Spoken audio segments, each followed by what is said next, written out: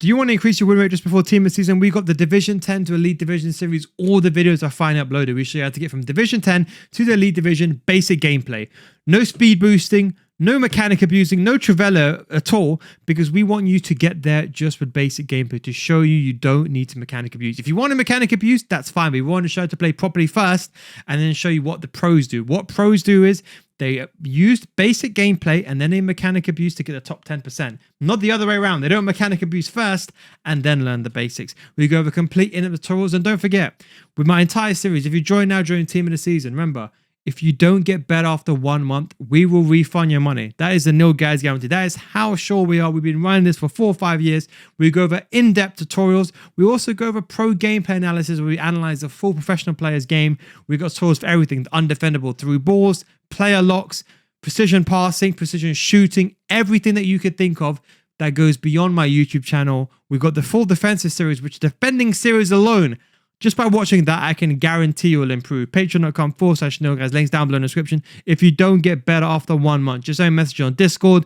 or send a message through Patreon and I'll refund your money. That's the Nil Guys guarantee. Don't believe me? Try it out. What have we got to lose? Less than the price for a KFC meal nowadays. What's going on, boys? I wanted to go over this tactic. I've been using it for some time. It also works post-patch. That is the code if you want to go ahead and copy it for the like-for-like state with a more conservative option. But I wanted to go over the use of putting these players, especially as an attacking wingback. I think this is probably one of the most fun formations I've used. I think the way I like to think of it is a 3-1-4-2. But I like to think of it as that you have that CDM, you have that stability. If you had centre mids, this formation wouldn't be the same. But I think with that CDM, you have that stability. So this is one of my favorite attacking formations. But a lot of you guys don't know this. If you're part of the Patreon, you might know. But this is actually one of the best defensive formations inside the game, because you have a back five and you have a CDM. There's no other back five and CDM formations apart from this one. In fact, this is one of the best 5-back ever been introduced since it started maybe like a few years ago.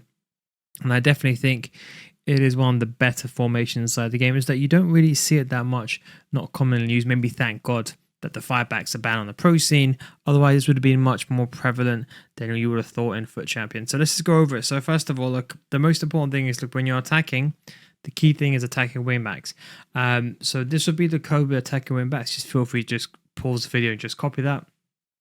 But attacking wingbacks, look, I think this is the most important part of the formation, because without these players, you're going to find your width and your wing play is effectively null. So you want to put these players, I would say attacking wingback balance. You ideally want to get a ++ here. So like you can see Mendy, we have a ++. That is ideally what you want. Try to get some of the ++ roll here.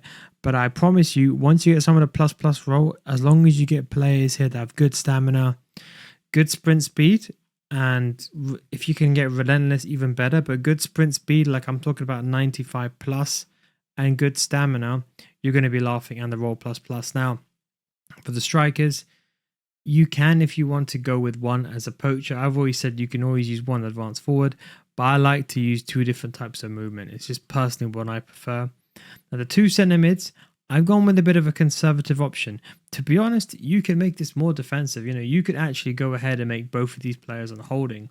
This would be another way that I'd recommend this formation. Again, that's the code. But again, I'll be honest, codes I never I don't want to the point of codes where you can just copy the tactic. But anyway, but look, it's probably quicker to just edit them anyway. But holding center mids for both of these players, I think this is probably the more safest option to use this. So I would say anyone that's probably below rank 4, I would say this would be the kind of the start, get going on this is what I would say. And I would say for, if you want a bit of a balanced approach, I would say 2 box-to-boxes. Ideally ++s like I have. I normally take Kadioglu off here and put a winger here with the ++. But with the box-to-box, you want the best movement as possible to be going up and down the pitch. So that's what I'd recommend. I wouldn't recommend playmaker for... You could do 1 playmaker. I wouldn't recommend 2. This is only for the rank 3 and above. You will know this is very attacking. The only safe reason why this could be viable and you could maybe get away with it if you're not so good defensively is because you still have that CDM.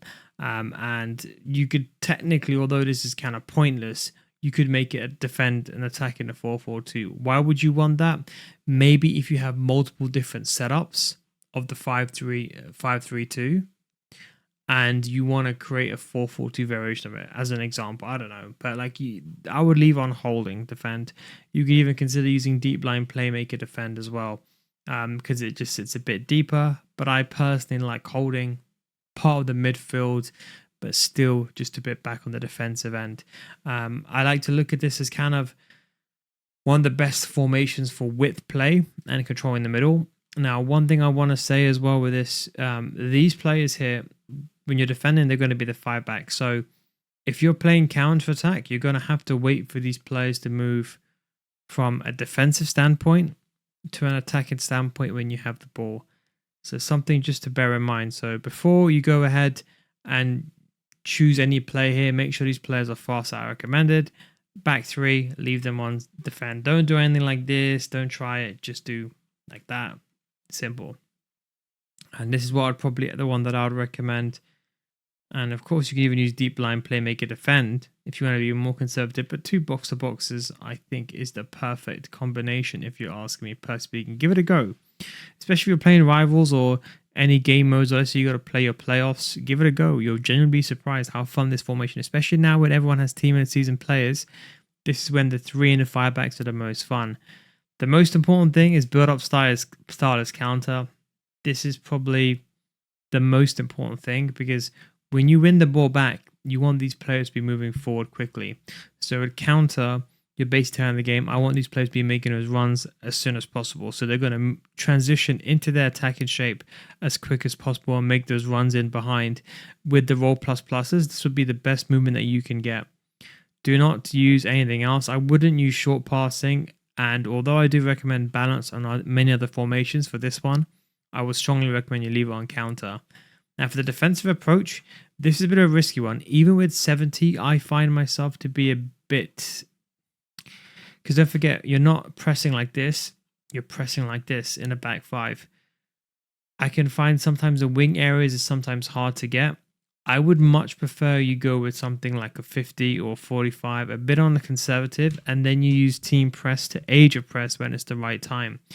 The downside is the 2 weak areas of these wing areas. So if you're up against, for example, a 4-2-1-3 or 4-4-2, that is when your opponent can just keep switching the ball from side to side and keeping you at bay. So that is something you have to bear in mind.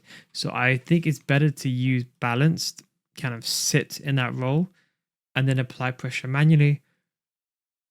And if you need to, you could use team press to help with the attack. But that's what I'd recommend. Look, the most important thing is pace. This is why I said, look, even for these center mids, you want someone who can do a bit of everything.